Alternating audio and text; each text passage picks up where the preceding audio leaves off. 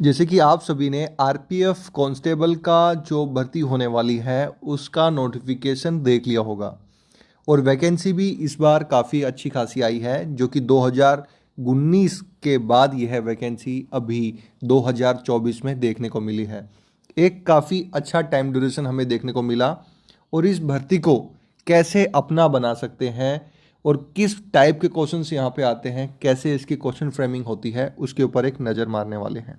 तो आपको भी आइडिया लग जाएगा कि कैसे क्वेश्चंस इसके एग्जाम्स में कंडक्ट करा के लिए जाएंगे। 120 मार्क्स का आपका पेपर होगा, उसमें कंप्यूटर बेस आपका एग्ज़ाम होने वाला है। क्वेश्चंस कैसे आने वाले हैं और किन किन टॉपिक से आएंगे आप देख सकते हैं। जैसे कि पहला क्वेश्चन यहाँ पे दिया गया है। केवल इस वीडियो में हम जीके के बारे में बात करेंगे, वरना वीडियो की लेंथ बढ़ जाएगी, इसलिए हम शॉर्ट वीडियो में मैक्सिमम पॉइंट कवर करने की कोशिश करेंगे।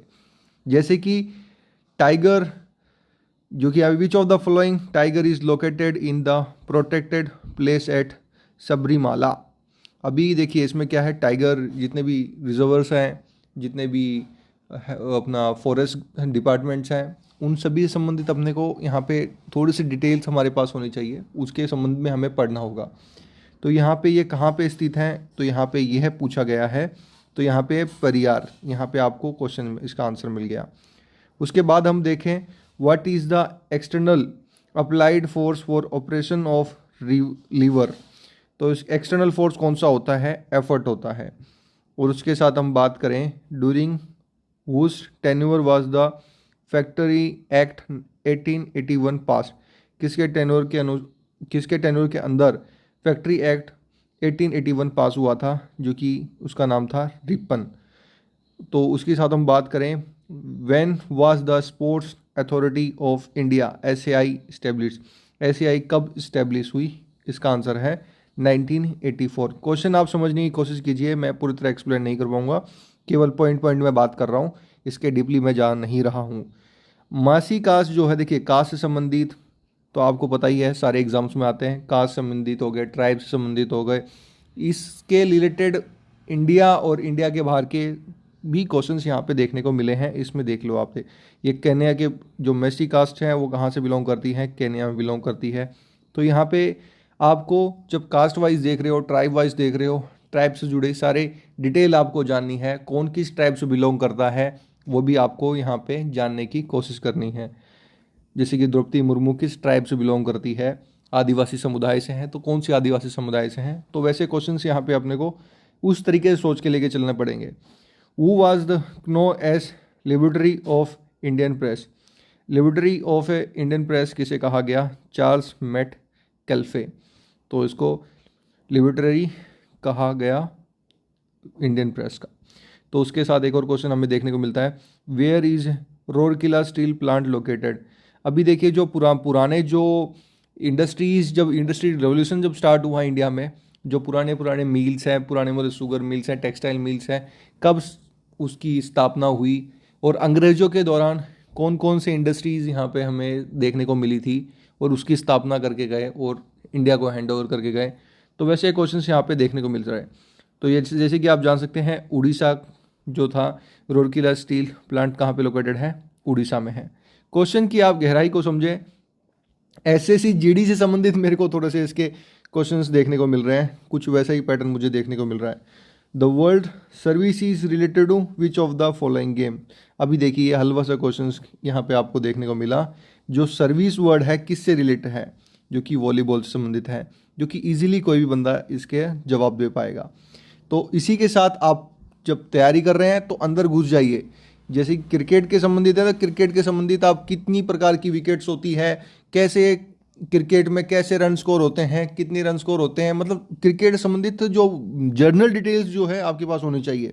वैसे ही सारे जो कबड्डी हो गई, बॉक्सिंग हो गई और हमारा खेल हॉकी के संबंधित भी आपको काफ़ी नॉलेज होनी चाहिए।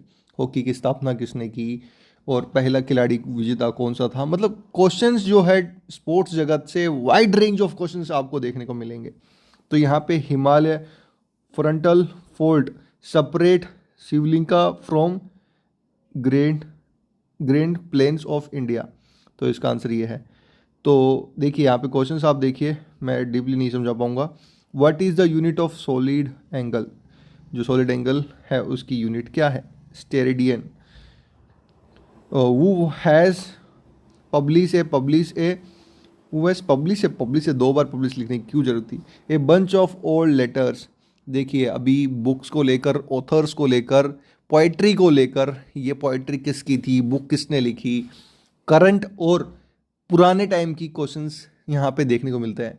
जैसे कि महात्मा गांधी ने कौन सी बुक लिखी, या फिर पंडित जवाहरलाल नेहरू ने कौन सी बुक लिखी, सावित्रीबाई फुले की बुक कौन सी थी, मतलब ऐसे क्वेश्चंस यहाँ पे ज़्यादा देखने को मिलते हैं। तो सेम क्वेश्चंस यहाँ पे आपको देखने को मिले, पोइट्री से संबंधित याद रखना है। और रिसेंटली जितनी बुक लॉन्च हुई है और पॉपुलर हुई है, ज़्यादा सेल्स हुई है, उनके ऊपर ज़्यादा फोकस दें, वो ज़्यादा डीपली जाने की ज़रूरत नहीं है। वर्ल्ड हैप्पीनेस रिपोर्ट 2018, अब तो 2018 की बात चल रही है, वो तो चली गई, अब हैप्पीएस्ट अब बात आ जाएगी 2018 में जब हैप्पी रिपोर्ट निकाली गई, तो 2023 की रिपोर्ट देखनी पड़ेगी, 23 या 22, हाँ 23 की आपको रिपोर्ट देखनी पड़ेगी, कौन सा हैप्पीएस्ट यहाँ पे वर्ल्ड में कंट्री है, तो वो आप देख लीजिएगा, तो आपको यहाँ पे क्लियर हो जाएगा। What is called air cess किसे कहा जाता है, एरोमेटिक हाइड्रोकार्बन्स, यहाँ पे हाइड्रोकार्बन्स, एयर सेस मीन्स थोड़े से कंसेप्ट आपके क्लियर होने चाहिए साइंस को लेकर भी, तो ही जाके ये पेपर निकल पाएगा। और इसी के साथ हम बात करें, what is the number of schedules in constitutions, कितने शेड्यूल्स हैं, यहाँ पे 12 है, तो 2018 की बात करी तब 12 थे, तो यहाँ पे 12 आंसर यहाँ पे दिया गया है, 12 शेड्यूल्स, तो 12 शेड्यूल्स हो गए। What is celestial bodies orbiting the sun between Mars and Jupiter, इन दोनों के बीच में क्या घूमती रहती है, छोटे छोटे, उसे क्या कहते हैं, स्टेरॉइड्स कहते हैं। तो उसी के साथ हम बात करें, according to the very the constitution of India is semi chance को यहाँ पे कहा गया। Under the Rajiv Gandhi Khel Ratna award is given as a rewarded for outstanding performance by a player, कितना 7.5 मिलियन रुपीस दिया जाता है अवार्डी को। और उसी के साथ हम बात करें, what is the pre declare price for a farmer for the crops by a government, जिसे हम कहते हैं मिनिमम सपोर्ट प्राइस। ये देखिए, ये चीज़ें जो है ना काफ़ी ज़रूरी है। फार्मर प्रोटेस्ट चल रहा है, और किस लिए चल रहा है, क्या उनकी मांग है, ये जर्नल को पॉइंट को लेकर क्वेश्चंस हो गए, ऐसे क्वेश्चंस भी आते हैं। तवा रिवर किसकी ट्रिब्यूटरी रिवर है, अभी तवा, तापी, ब्रह्मपुत्रा, ये सारी चीज़ें आपको याद रखनी है। तो यहाँ पे किसकी है ट्रिब्यूटरी, नर्मदा की ट्रिब्यूटरी है। पूरी एक एक जो नदियाँ जा रही है, किससे जुड़ के जा रही है, सब कुछ आपको पढ़ना होगा। Which of the following fossils has same embryonic origin basic structure but their function different decorated fossils, कुछ चीज़ें हमें भी नहीं पता भाई, तो कुछ क्वेश्चंस हमें खुद को पढ़ने पड़ेंगे। तो यहाँ पे second Anglo Mysore war ended under which agreement, एंडो मैसूरी वार कौन से एग्रीमेंट के तहत वार ख़त्म हुआ, मैंगलोर एक्रोड के तहत। कौन सा एग्रीमेंट था, मैंगलोर एक्रोड। तो यहाँ पे क्या देखने को मिला, जो वार्स हुए थे, वार्स किसके वजह से हुए, कहाँ हुए, किसके वजह से ख़त्म हुए, कितने मतलब कितनी परेशानी वहाँ पे देखने को मिली, और उसके बाद क्या परेशानी आई। तो ये चीज़ें आपको उस तरीके से क्वेश्चंस पढ़ने हैं। Which year was the parliament house local area development plan MPLADS started, 1993। तो यहाँ पे है Cook Strait is situated in the which of the following country, तो क्या है इसका आंसर, कॉक स्ट्रेट, जो कि बीच में एक नदी बहती है और ये एक दो स्ट्रेट्स होती है, कहाँ पे स्थित है, जो कि न्यूजीलैंड में स्थित है। Which of the constitutions amendment act has reduce voter age 21 to 23, यहाँ पे 61st कॉन्स्टिट्यूशंस अमेंडमेंट एक्ट जो आपको 18 साल की उम्र में वोटिंग का अधिकार दिला दिया। That was good for us. The structural part of the constitution of India is taken from. तो यहाँ पे क्या है, जो हमारा एक स्ट्रक्चरल पार्ट है कॉन्स्टिट्यूशन ऑफ इंडिया का, किसके अधीन लिया गया? गवर्नमेंट ऑफ एक्ट 1935 के अधीन ये है लिया गया, structural part of constitution of India. अब when was second round table conference held? जो सेकेंड राउंड, फर्स्ट राउंड को कहाँ हुई, किसने कराया था? एंड सेकेंड राउंड टेबल 1931 में हुई, किसने कराया? ये ऐसे क्वेश्चंस भी आपको देखने को मिलेंगे। Which noble gas excellent gas is called stranger gas? देखिए यहाँ पे आपको यूनिक वर्ड्स देखने को मिलते हैं, जैसे कि हमने एक क्वेश्चन ऊपर देखा था जो कि डीपली क्वेश्चन है साइंस को लेकर, जो बेसिक से आते थे वो देखने को नहीं मिलेंगे, जो कि 2019 में नहीं देखने को मिले, तो इस बार तो डेफिनेटली नहीं देखने को मिलेंगे। जेनॉन नोबल गैस, ठीक है। The part 6 of constitution of India is related to? जो पार्ट 6 है कॉन्स्टिट्यूशन ऑफ इंडिया का, किससे रिलेटेड है? That belongs to the state governments के संबंध में है, the regulatory of state government के संबंध में है। अब बात करते हैं, what is the full form of autonomous body NDTL under the ministry of youth affairs and sports, national dope testing laboratory. NDTL के अंदर कौन सा आता है? National dope test laboratory. अभी जैसे कि हमने जाना कि नेशनल डोप टेस्ट लेबोरेटरी से संबंधित यहाँ पे क्वेश्चन देखने को मिला, तो अभी जो गेम्स हुए हैं उसमें डोप टेस्टिंग में कौन पकड़ा गया, ऐसे भी क्वेश्चंस देखने को मिलेंगे। तो in which state did Kalamkari painting start? Kalamkari, you know what is Kalamkari? In kalam we know Kalamkari painting started in Andhra Pradesh. Which amendment act is called the micro constitution of India? ऐसा कौन सा एक्ट था जो कि माइक्रो कॉन्स्टिट्यूशन ऑफ इंडिया कहलाया? 42 and amendment act 1976। Everything you got. So second question, again next question, who was the South Africa cricket player who announced his retirement in May 2018? Retirement से संबंधित यहाँ पे sports को लेकर जो कि current एक है उसके संबंध में आपको देखने को मिल रहा है। तो आप सभी को ऐसे क्वेश्चंस की भी तैयारी करनी है। Indian players as well as जो आपके बाहर के प्लेयर्स हैं जिन्हें इंडिया में काफ़ी पसंद किया जाता है और खेल जगत में काफ़ी अच्छी परफॉर्मेंस है, उनके ऊपर भी आपको नज़र रखनी होगी। The duration of football match in which the extra time is not counted, how much it is? 90 minutes. जैसे कि मैंने आपको बताया था पिछले क्वेश्चंस में, स्पोर्ट्स को लेकर डीपली क्वेश्चन पूछे जाएंगे, गहराई से स्पोर्ट्स के बारे में जान लो, अच्छे से जान लो, जो कि आपको आगे परेशानी ना हो। तो यही क्वेश्चन हमें इसमें देखने को मिला, ठीक है। सेम क्वेश्चन देखने को मिला, गहराई से देखने को मिला, तो नज़र बदलो तो आपके एक क्वेश्चन बन जाएगा। विच of the following declares the policies of government on the house of parliament? Which of the following declare the policy of the government on the house of parliament? कौन डिक्लेयर करता है? The prime minister. Who was the last physical master?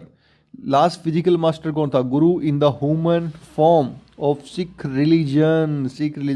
Physical master कौन था? गुरु in the form in human form. Guru Govind Singh physical master, last physical master थे। तो यहाँ पे हमें और क्वेश्चन देखने को मिल रहा है। CFCs chlorofluorocarbons are known as friends. अभी देखिए कुछ शॉर्टकट्स होते हैं, कुछ साइंस के शॉर्टकट्स भी आपको याद रखने हैं। बेंजीन का स्ट्रक्चर पूछा जाएगा तो उसके बारे में आपको बताना है कि भाई कौन सा प्रोडक्ट, मतलब उसका फुल नेम क्या होता है, साइंटिफिक नेम क्या है। एक स्ट्रक्चर नेम है, एक scientific name. Which of the following programs are aim to building a self employment opportunity in the rural area and the small town? Rural Employment Generation Program, REG, तो everyone should know the rural development employment generation program. Which of the following place Kalidas role, Kalidas का जो role है किसने play किया था? तो everyone should know about that कि जो कालिदास का जो रोल प्ले किया था मालविंकनम तुरम, तो थोड़ा सा नाम थोड़ा हैवी है तो जुबान भी थोड़ी हैवी करनी होगी। Which of the following countries was formerly known as Formosa, Formosa करके किस कंट्री को हम डिनोट करते हैं? जैसे भारत को हम इंडिया ऐसे डिनोट करते हैं तो किसे डिनोट करते हैं? ताइवान। तो जो कंट्री है किस नाम से जानी जाती है और उसको किस नाम से बोला जाता है, ये भी थोड़ा याद रखें। द कॉन्स्टिट्यूशन ऑफ इंडिया, यहाँ पे कुछ क्वेश्चन है आपको सही तरीके से फ्रेम करने हैं।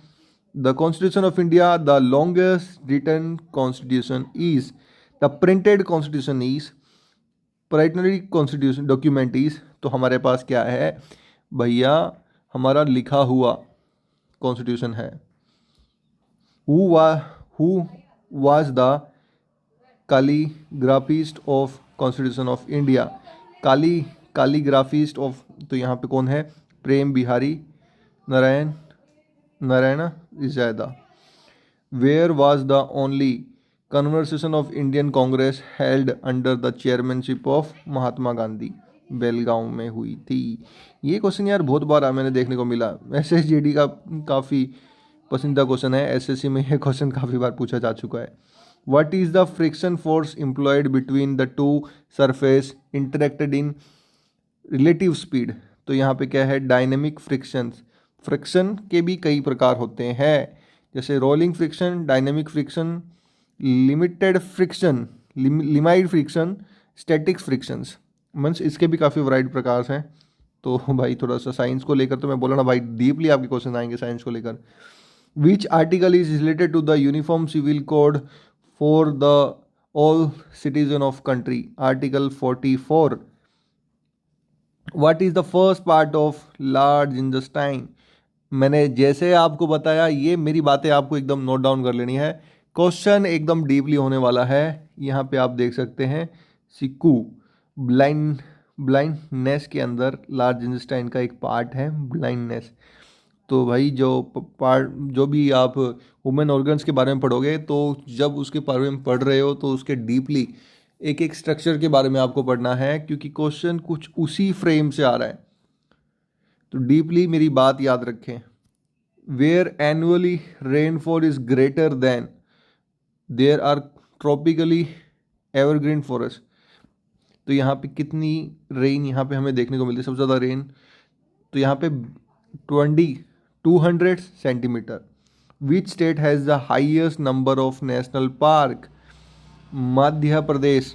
नेशनल पार्क से संबंधित क्वेश्चंस हमें हमेशा देखने को मिले हैं और देखने को मिलेगा, तो उन चीज़ों पे ध्यान देखना है। और जनगणना 2011 के जो है उसके ऊपर भी आप ध्यान दे देना। विच of the following state of India has summer and winter capital? Jammu Kashmir की 2 कैपिटल है भाई, जो कि एक समर में होती है और एक विंटर में होती है। तो everyone you got it. Who are the parent of immunology? Parents ऑफ इसके पिताजी कौन है भाई? Edward Jenner. इसके जगत के, जो कि internet cafe, ATM booth or call centre are the example of territory sector. ठीक है भैया, क्वेश्चन तो काफ़ी अच्छे थे, एक एक नंबर के थे।